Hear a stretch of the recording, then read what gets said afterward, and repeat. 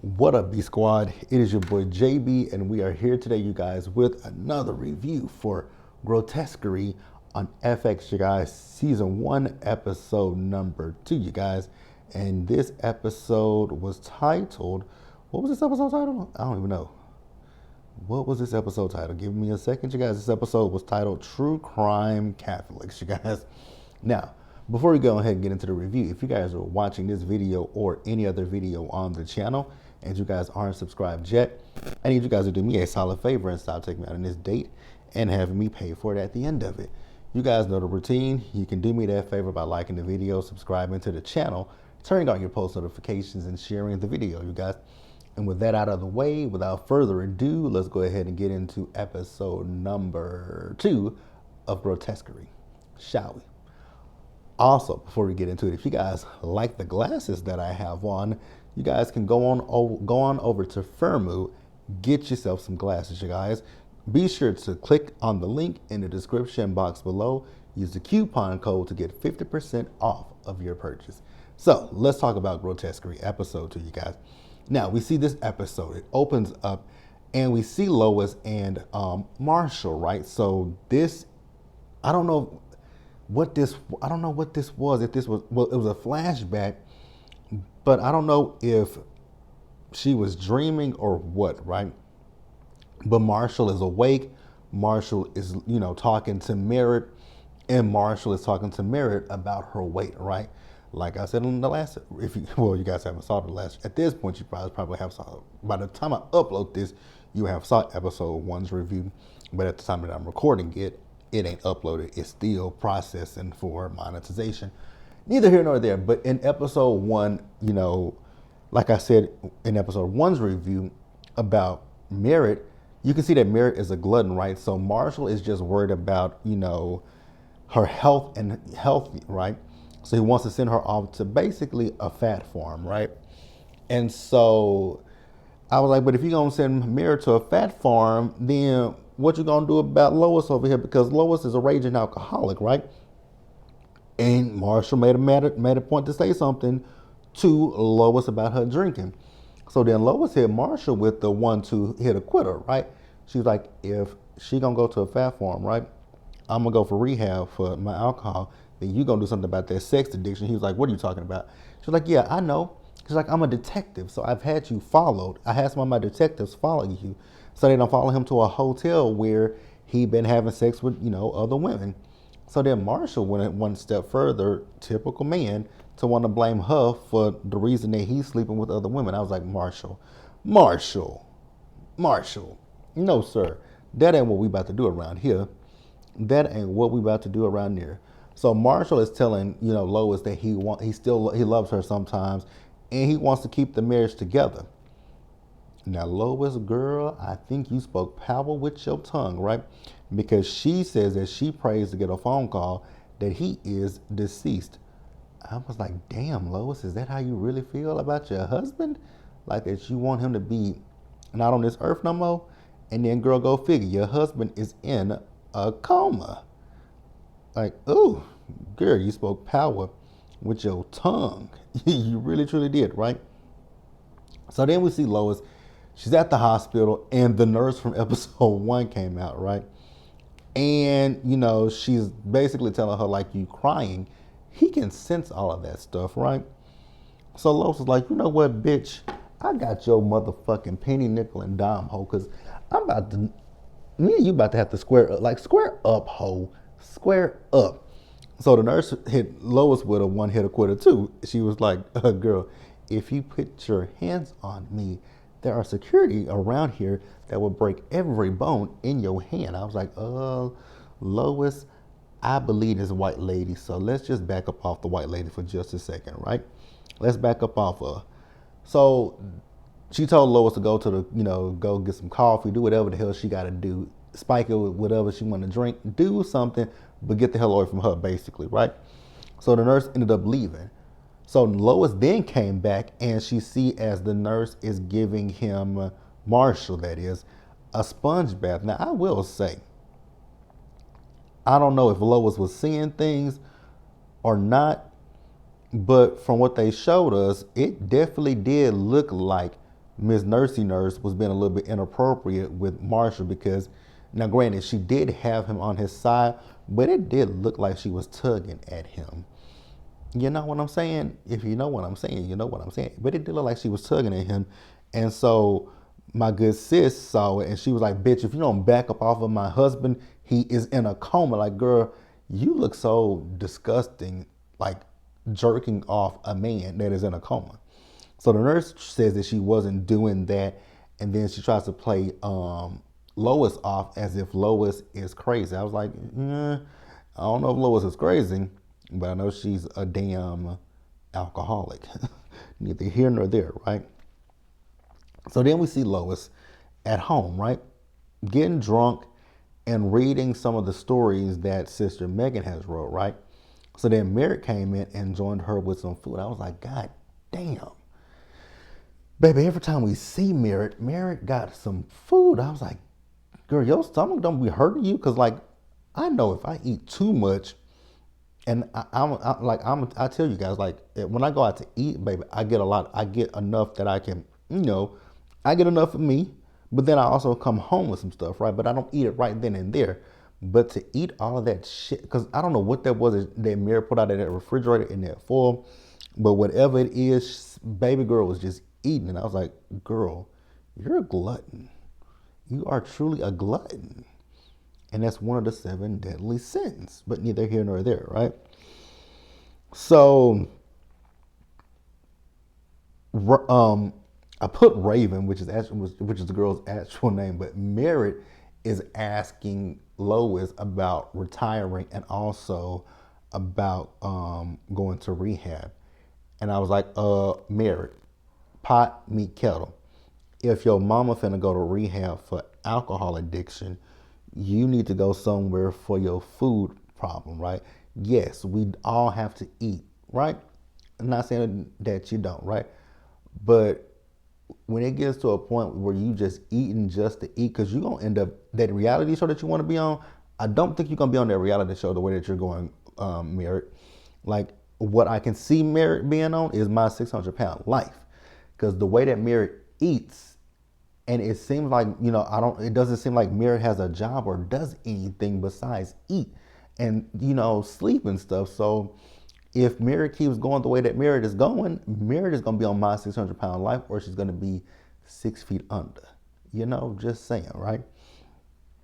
Now, Lois is, saying she's not going to retire, right? So she says, but then she made an excuse for her alcohol, her drinking, basically trying to say that the drinking is going to help her with get clarity and help her catch this killer. I said, excuse me, Lois, say what now?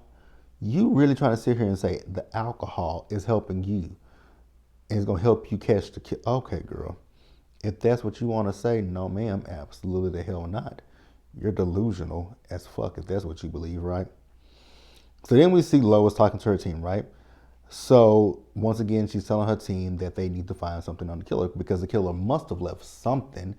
Like, the killer had to have left something, right? And I agree with that because if you go back to episode 1, this person has drained these people's blood. So they have, and they use this, like she said, if they use a scalpel, then they had to have nicked, because a scalpel is very fine. And so you had to have nicked yourself at some point, right?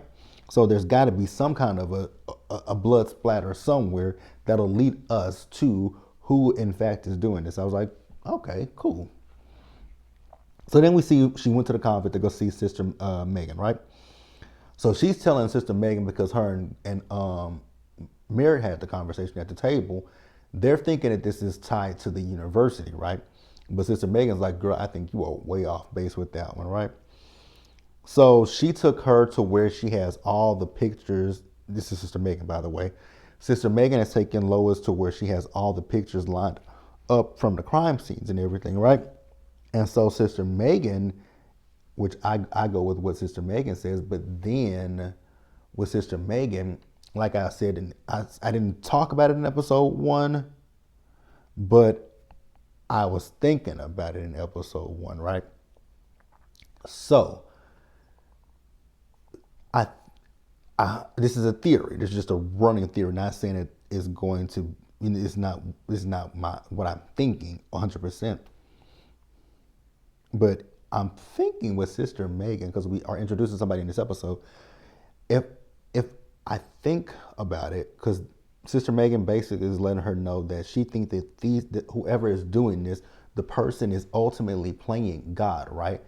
And I was like, well, who better to play God than a priest and a nun, right? But we'll get into it as we get into it, right? So we see as they are in church, right? And this is where we are introduced to the priest, right? He's preaching, and we see Sister Megan out in the pews, and Sister Megan seems quite enamored with the priest. I was like, Sister Megan, now let me find out you getting your black blown out by this priest. Because then we see as Sister Megan and the priest went to a diner and they were eating. And she was talking about how the food was orgasmic. I was like, Sister Megan, excuse you? Say what now? Or even the priest was like orgasmic. She's like, well, I had a life before I was a nun. I was like, you right about that one. Now, what kind of life was that before you became a nun? So then I kept looking at the priest, and I was like, I kept looking at him like, I got my good eye on the priest. Like, I really do. I really do. But let me, again, tell me what you guys think in the comment section below, you guys. So then after that, the priest. So we see him, I guess, back at the convent, right? So this man got on the whole jockstrap, booty just out to the world, right? Then he has a whip in his hand. Then he gets down on his knees and he takes the whip and popping himself on the back. I was like, what kind of freaking shit is this? This is so weird. Like, now, again, this ain't, I don't kink shame by no means, right? But I don't understand people who are into the whips. That is something that I could never be in. Like,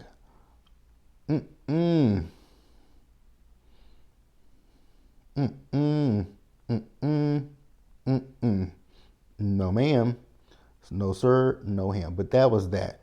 So yeah, like I said earlier, I have my good eye on him, and I've had my good eye on Sister Megan since episode 1. And then even more when she was talking about that stuff that they were leaving behind was brimstone. Then she said that this person is playing God, right? I was like, Sister Megan, is it you? Is this why you're so fascinated with this stuff? But that would be an interesting plot twist. But hey, we will see how it plays out, you guys. So then after that, we see Lois and her team. So she calls Sister Megan up to let Sister Megan know that she believes that she's found the killer, because when they went back to one of the crime scenes, they did find some blood, and it led them to this particular person's home, right? So we see them as they're raiding this house. So they went into the house, right? Everybody's yelling, clear, clear, clear, clear, clear. So there's a basement, right? But Lois went down to the basement. And so you see a woman, she's like this, and then there's a man in between her, right in between her legs, and it looked like he, because you can see his intestines, right? So I was looking like, what the hell is this? So then the woman's eyes are open. I was like, I kept looking, and I was like, wait a minute. And then the bitch said something. I was like, oh, so she is alive. What the fuck is, like, I'm just sitting there thinking to myself, like, what the fuck is going on here? Very, very, very, very interesting. That lady was alive. So after that, we see Lois and Megan. So they met at a restaurant, right? So on top of Megan being a cussing nun, she's also a nun that likes a good drink. I was like, Megan ain't you can't tell me that Megan is a real nun. You can't tell me that Megan is 100% a real nun. I just don't. I don't buy it. There is something off with Megan, and I ain't put my fingers on what it is with Megan. But it's something off with Miss Megan, Sister Megan. Let me know what you guys think, you guys. Are you guys picking up on what I'm picking up on? Is something off about our good sister Megan? But eventually, Lois decided to order a drink. I was like, Lois, bitch, you don't need a goddamn drink. Like, Lois, that is the last thing you need, right? So Lois is telling Megan how the whole crimes that scene at that house, everything was set up, right? It was set up for them to find that man's blood and then to track that man down because that man has been dead for quite some time, right? So she's like, and then we also found out that the killer left a note behind, right? And see, here's my problem with Lois. Lois, bitch, you gotta stop drinking. You got to stop drinking because Lois left that restaurant with Sister Megan, right? Got behind the wheel of her damn car and drove. I was like, girl, we got to come up with something better. We got to do something better than this because this ain't it. Again, Lois, I get you. You driving slow. You driving under the speed limit, but girl, you're still under the influence of alcohol. So the homeless man from previous episode, we see him and he comes up to her car asking for some change. And I was like, when he put his thing up against the window, she gave him some money. I was like, girl, if you weren't so damn drunk and didn't have a drink in your hand, you would have noticed that hand. You would have looked at that can he had. It had the same handwriting from the letter, that the note that you guys found at the other man's house. But again, Lois is so fucking drunk. I was like, girl, you got to put the alcohol down. Like, please put the alcohol down. Please put the alcohol down. Put the alcohol down, Lois. So, Lois. Like I said, she's a damn drunk. Just a drunk if I ain't never saw a drunk in my life, right? So she got home. So she's playing the music loud as hell. Merritt came in and told her about it herself, right? So Merritt went back to her room. As Merritt went to her room, once again, someone walked through the damn house. So she grabbed her gun again. This time she never found the person. I was like, so where did that person end up going to? Because they turned the music down. I was like, girl, I would have got the fuck out that house when that music turned down by itself, and you ain't by the music. Mira went to her room, so girl, I would have got the fuck out of the house. I really got the fuck out, right? So then, at the end of the episode, we see as everyone is at the church, right? And Sister Megan shows up, and then we see as the homeless man and other unhoused people were staged in the pulpit, right? And they were staged just like the last supper. I was like, wow, how morbid. And they had people were missing limbs, things were going through their body parts. I was like, this is very, very grotesque. But I was at the same, I was really here for it, but I wasn't here for it at the same time. This is an interesting show, you guys. This is a very interesting show. Please, you guys, let me know what you guys thought about this episode in the comment section below. Subscribe to the channel, turn on your post notifications, share the video, you guys. And until next time, stay safe, take care of yourselves, you guys. Wash your hands, be blessed, and I'll see you guys in the next one. Also, you guys, please, in the comment section, if you guys have watched the episodes, please don't spoil them for me. That is the only thing I ask of you guys. And I'll see you guys for episode 2 of Grotesquerie. Bye, guys. Nope, episode 3. This is episode 2. Episode 3, 4, 5, 6, and 7. I'll see you guys later for those. Bye, guys. But next up is Abbott Elementary.